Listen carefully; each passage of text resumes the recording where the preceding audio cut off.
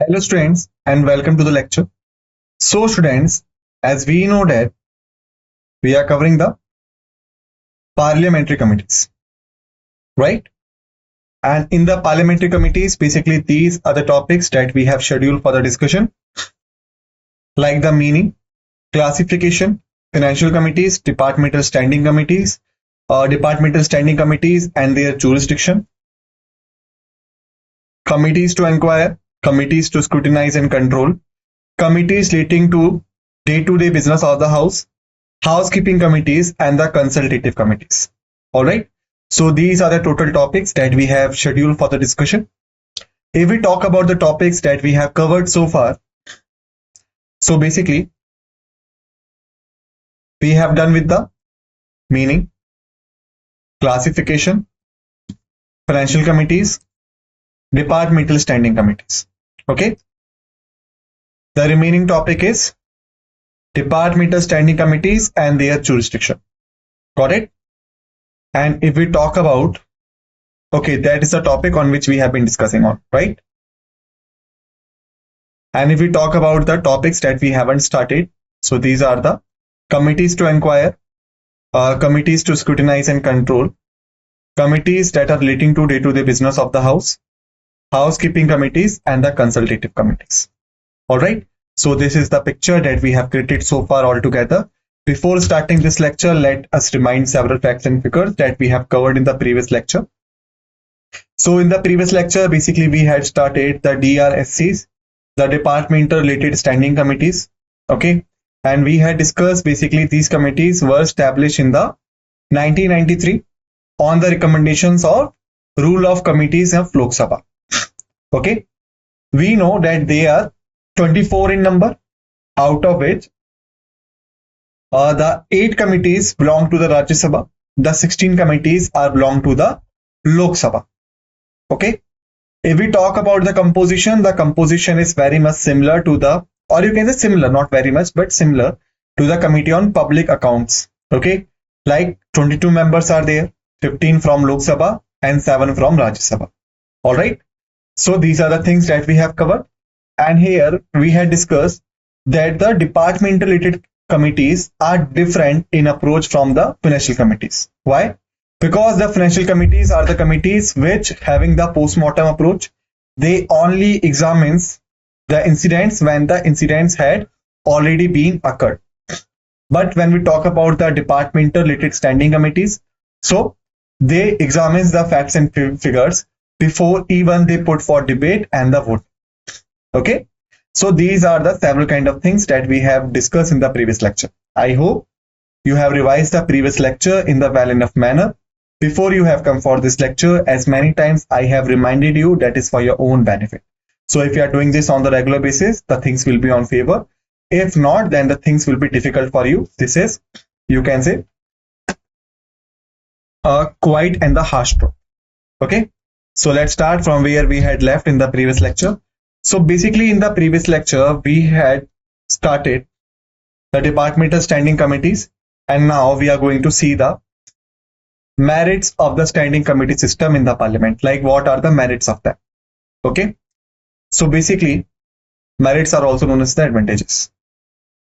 First is their proceedings are devoid of any party bias. Okay.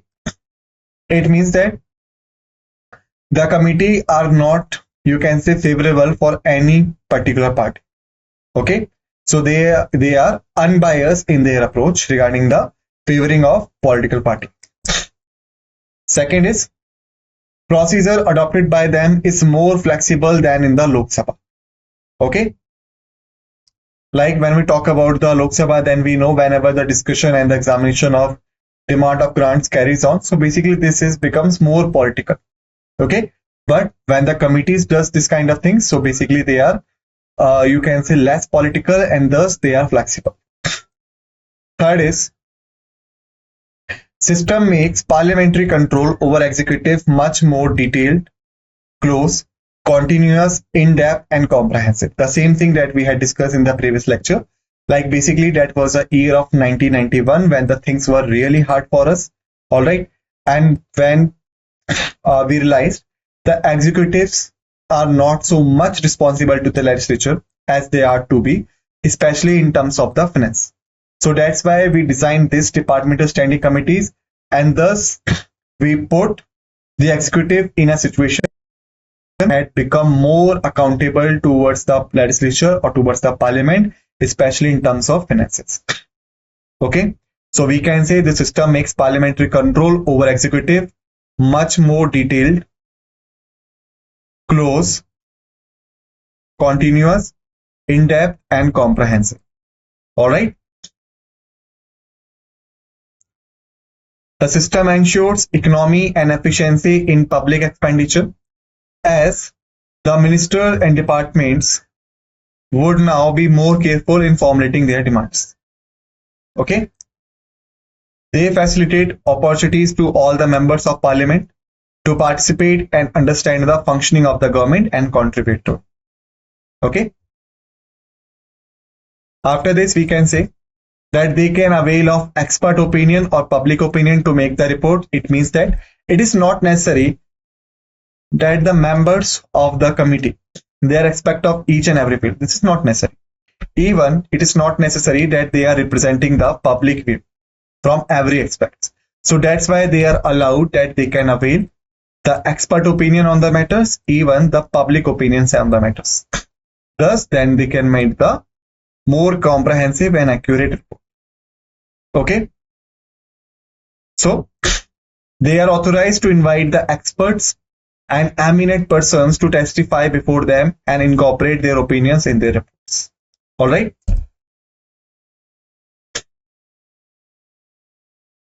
The opposition parties and the Rajya Sabha can now play a greater role in exercising the financial control over the executives. All right. Why? Because right now they having the committees which act as the tool for them, so that they could ensure the executives are much more authenticated and much more accountable while using the funds that have been allotted to them through the grants. Okay. After this, now we are going to talk about the committees which are there to inquire. Okay, committees to inquire. So basically, the first committee of such kind of this is the Committee on Petitions. Committee on Petitions. This committee examines petitions on bills and on matters of general public opinion. Like, what is the petition? First of all, we should discuss that what is the petition. What do you mean by the petition? So basically, if we talk about the petition, then the petition is some kind of legal request. Okay, like most of the time you have heard this name in the news channels, in the social media. Okay, like someone had plead to the court, someone had filed a petition in the court against this and that. All right. So petition is some kind of legal request made to the appropriate authority to look into the matter. All right. So basically, similarly, if there is any matter which is of the general public importance, okay, and there is someone who is not so much satisfied with the government policies, with the government actions, then what he can do? He can formulate a general, or you can say legal request through the petition on the bills and on the matters of general public importance. Okay, so that a formal examination of these could be done and the accountability could be ensured. Also entertains representations from individuals and associations on matters pertaining to the union subjects. Okay, it means that if there is any union subject which is subjected under the petition, then they also entertain the representations given by the individuals on the matters, even the group of individuals or the associations which give the representation on the matters. Okay. The Lok Sabha committee consists of 15 members, while the Rajya Sabha committees consist of 10 members. Okay. So you can say both the houses having their own committee on petition, okay, which examines the petitions files on the bills and the matters of general public importance in respect to the house. If the petition filed to the Lok Sabha, then the committee on petition of Lok Sabha will look after it. if the petition has been filed with the Rajya Sabha, then the Committee on Petitions of Rajya Sabha will look after it. In Rajya Sabha, the Committee on Petitions having the 15 members. In Rajya Sabha, the Committee on Petitions having the 10 members. Got it? This is the thing. After this, the next is the Committee of Privileges. Okay, like we know, there are several kind of privileges that has been granted to the parliament in the form of individuals, like the privileges that have been granted to the individuals. Second is in the form of the house. It means that granted to the house as a whole. Okay, so there is a committee of privileges on them. The function of this committee is of the semi-judicial in nature. Semi-judicial, which is also known as quasi-judicial. It means that half judicial and half non-judicial. So basically, it examines the case of breach of privileges of the House and its members and recommends the appropriate action. It means that suppose if there are allegations that some particular members, okay, had used their privileges in a wrong way, which is authenticated as a breach of privilege. Remember, we had discussed that there is a difference between the breach of privilege and the contempt of the House. Okay, and what was that different? The breach of privilege occurs when a member works in his personal capacity in a way that it is not authenticated, or you can say not authenticated as per the rules of the House. Okay, then this is known as the breach of privilege. And you can say he is using his privilege in a misappropriate way. Contempt of the House means if the person breaks the general rules of the House, disobeyed the House instructions, disobeyed the normal procedures which are established by rules of procedure. Okay, so basically that will be considered as an contempt of the House. All right, and we had discussed that breach of privileges and the contempt of the House are interconnected, and basically the breach of privilege is a part of the contempt of the House. So the contempt of the House is the broader term. Okay, so if there is any case, if there is any allegation of the breach of privileges, then the Committee of Privileges will examine this. Okay, and as per the you can say magnitude of the breach that had been committed in the privileges, they will recommend the appropriate actions. Okay, similarly, because both the houses having their own rules of procedure, so that's why they're both having their different committees of privileges.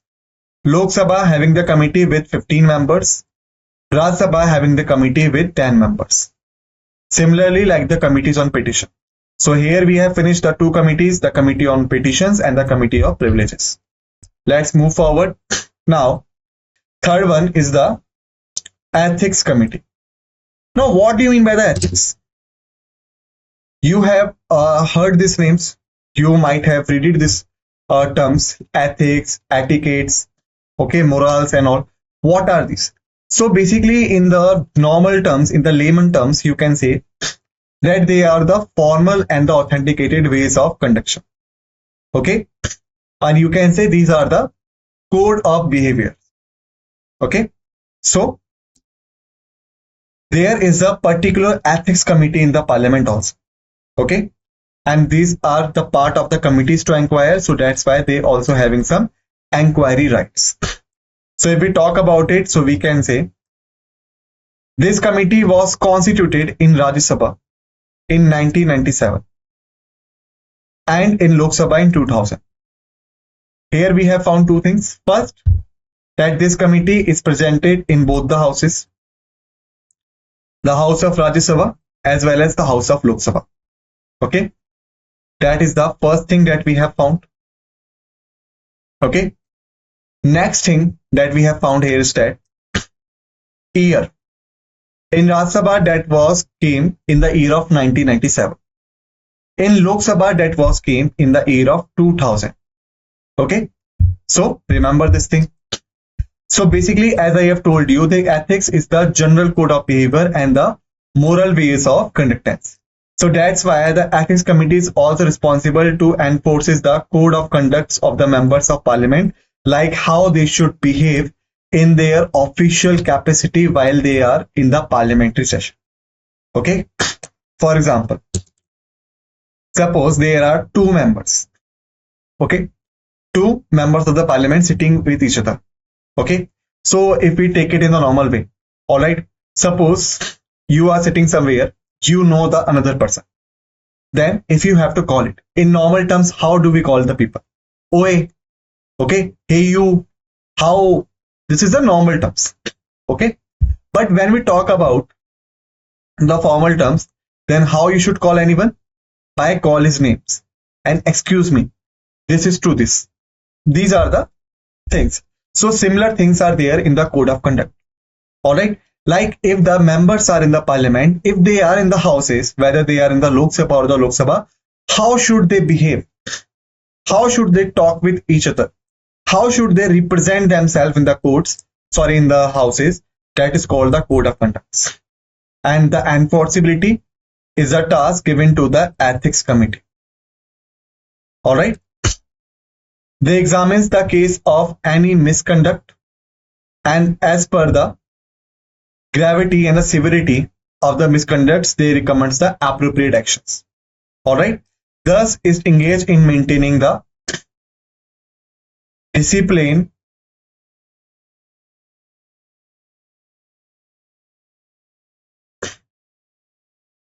and decorum in the parliament. Maintaining the discipline and the decorum in the parliament. Okay. Here this is decorum, not quorum. Please do not get confused. Decorum is a normal way of behavior. Okay. Quorum is the minimum strength required for the discussion and the voting. And how much is it is? It is 1/10 of the total membership of the house. Got it? After the committees to inquire, now we have the committees to scrutinize and control. Okay.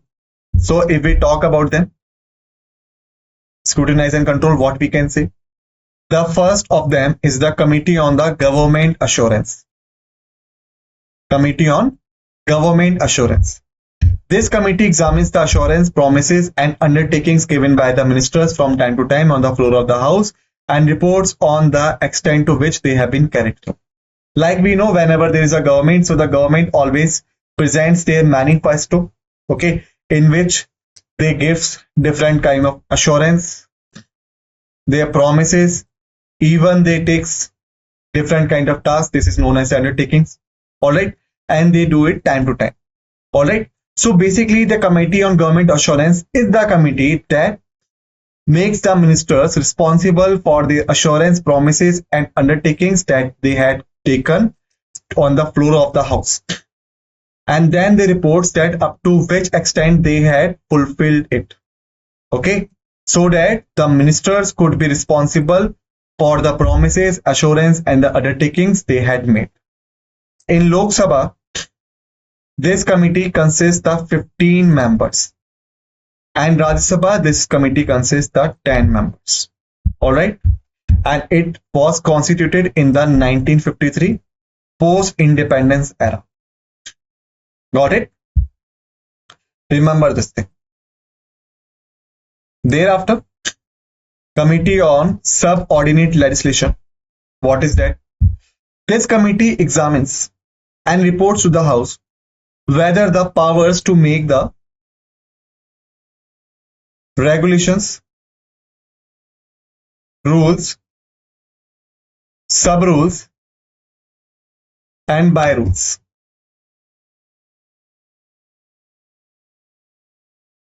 regulations, rules, sub-rules and by-rules delegated by the Parliament or conferred by the Constitution to the executive are being properly exercised by it or not. Okay. It means that this committee basically makes sure that the members, and you can say make sure the executives must be responsible for the powers they have got to make the regulations, rules and sub-rules and by-rules. Because as we had discussed, the legislature or the Parliament only provides for the basic principles, the basic layout of the rules and regulations. To implement them, in the ground, okay, and to make them in the reality, basically the powers have been given to the executives, so that the executives are powerful in making up regulations, rules and sub rules and by rules. So whether they have used their powers in the well enough manner or not, that would be checked out by the subordinate legislation, and you can say the committee on subordinate legislation, so that they could be stand responsible for their act. In both the houses, the committee consists of 15 members. Okay, it means whether in the Lok Sabha 15 members or in the Rajya Sabha 15 members will be there. And it was also constituted in the same year of 1953. Got it? Committee on the papers laid on the table.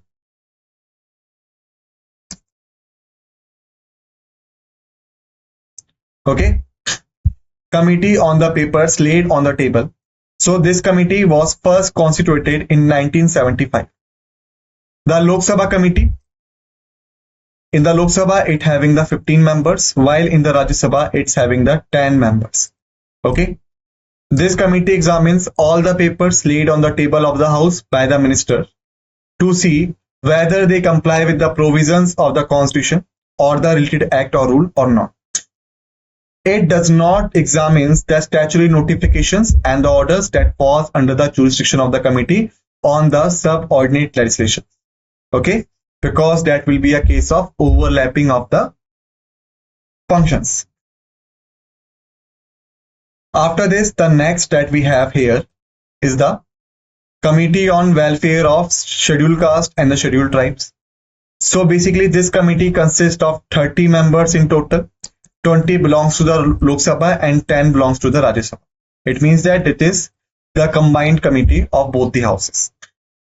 If we talk about the functions, then the functions are: considers the report of the National Commission for Scheduled Castes,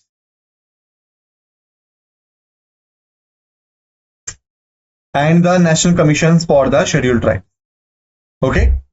Thereafter, examines all the matters that are relating to the welfare of SCs and STs, like the implementation of the constitutional and statutory safeguards, working of welfare programs, and etc. Okay. Thereafter, Committee on Empowerment of Women. Okay. So, this committee was constituted in the 1997, consists of 13 members. It is also the combined committee, and the same strength is there, like 20 from the Lok Sabha and 10 from the Rajya Sabha. All right. And if we talk about the working, so it considers the report of National Commission for Women. Okay. And examines the measures taken up by the union government to secure the status, the dignity and the equality of the woman in all fields. Okay. After this, the Joint Committee on Offices of Profit. This committee examines the composition and the character of committees and other bodies appointed by the central, state and union territory governments. Recommends whether person holding these offices should be disqualified from being elected as the member of parliament or not. It consists of the 15 members. It is also the combined because it is known as the Joint Committee. 10 members belong to the Lok Sabha and 15 from the Rajya Sabha. All right. After this, the next that we have here is the Business Advisory Committee. This committee basically regulates the program and the timetable of the House, allocates time for the transaction of the legislative and other business brought before the House by the government. Lok Sabha committee consists of the 15 members, including the Speaker. Like the Speaker we had already discussed, is the by default chairman of this committee. Okay. And in the Rajya Sabha, basically it's having the 11 members, and the chairman of the Rajya Sabha is automatically the ex officio chairman of this committee. After this, the Committee on Private Members Bills and Resolution.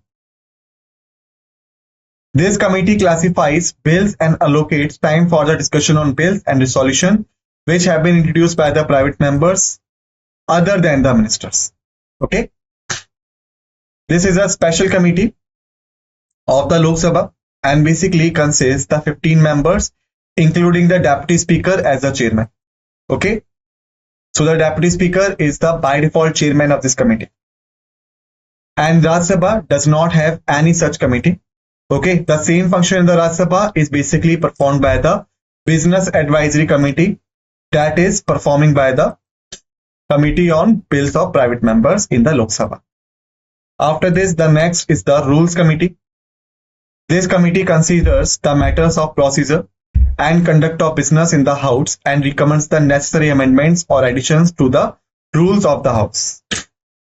In Lok Sabha, committee consists of 15 members, including the Speaker as the ex officio chairman.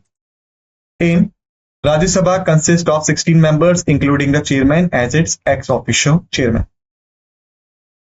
After this, the Committee on Absence of the Members. This committee considered all applications from members for leave of absence from the citizens from the sittings of the House, examines the cases of members who have been absent for the period of 16 days or more without any permission. It is a special committee of the Lok Sabha and consists of 15 members. There is no such committee in the Rajya Sabha, and all matters are dealt by the House itself directly. Okay. After this, now we are going to talk about the housekeeping committees. So the first is the General Purpose Committee. This committee considers and advises on the matters concerning affairs of the House which do not fall within the jurisdiction of any other parliamentary committee. In each House, this committee consists of the presiding officer, the Speaker and Chairman, as their ex officio or by default chairman, Deputy Speaker, Deputy Chairman in the case of Rajya Sabha, members of the panel of chairpersons, panel of vice chairpersons in the case of Rajya Sabha, chairpersons of all the departmental standing committees of the House, leaders of recognized parties and groups in the House, and such other members are nominated by the presiding officer. Okay. After this, the House Committee deals with the residential accommodation of members and other amenities like food, medical aid, etc. Okay. According to them, in their houses and hostels in Delhi, both the houses have their respective house committees. In Lok Sabha, it consists of the 12 members. After this, the Library Committee consider all matters relating to the Library of the Parliament, assist the members in utilizing the library services, consists of 9 members, 6 from Lok Sabha and 3 from Rajya Sabha. Joint Committee on Salaries and Allowances of Members. This committee was consisted under the Salaries, Allowances and Pensions of Members of Parliament Act 1954. Consists of 15 members, 10 from Lok Sabha and 5 from Rajya Sabha. Frames rule for regulating payment of salary, allowances and pensions to the members of Parliament. Okay. Here now we are going to talk about the last one, that is the consultative committees. The consultative committees are attached to the various ministries, departments of the central government. They consist of the members of both the houses of Parliament. Ministers, Minister of State in charge of the ministry concerned act as the chairman of the consultative committee of that ministry. These committees provide for a forum or informal discussion between the ministers and the members of Parliament on the policies and programs of the government and the manner of their implementation. The committees are constituted by the Ministry of Parliamentary Affairs, and that's why they are known as Parliamentary Committee. The guidelines regarding the composition, functions and the procedures of these committees are formulated by this ministry. Ministry also make arrangements for holding their meetings both during the session and inter-session period of Parliament. Membership of these committees voluntary, left to the choice of the members and the leaders of their parties if they want to join it or not. Maximum membership of the committee is 30 and the minimum is 10. Committees are normally constituted after the new Lok Sabha is constituted, after general election for the Lok Sabha. In other words, these committees shall stand dissolved upon dissolution of every Lok Sabha and shall be reconstituted upon continuation of each Lok Sabha. Alright. In addition, separate informal consultative committees of the members of Parliament also constituted for the railway zones. Members of Parliament belonging to the area falling under the particular railway zone nominated on the informal consultative committees of that railway zone. Unlike the consultative committees attached to the various ministry departments, the meetings of the informal consultative committees are to be arranged during the session periods only. Okay, so students, basically in this lecture we have finished the parliamentary committees. In the next lecture we will start with another important topic. Till then, just revise the topic of the parliamentary committee in the effective and efficient manner, and then be ready for the next lecture. With this note, let's end this lecture, and what we say thank you.